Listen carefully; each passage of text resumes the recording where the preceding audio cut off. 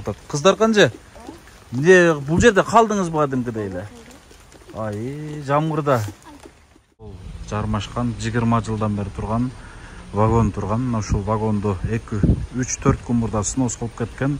Ушул вагондун ордунда, вагондун ичинде жашаган барар жери жок, үйү жок.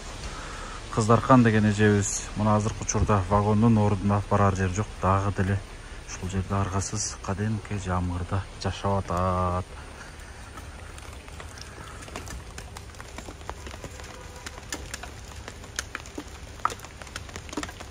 Kızlar kanca?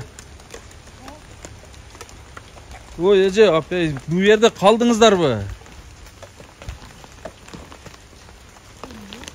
Uşul yerde kaldınız mı? Siz de taşlap get olmay жүрөм го мен ошто. Не кылып атасыз?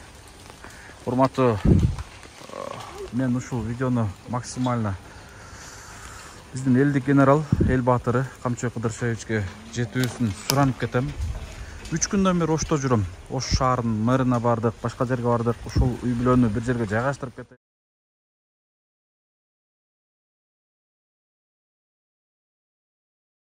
Вагон бирөөнүкү болгон, частный жеке бир адамдыкы.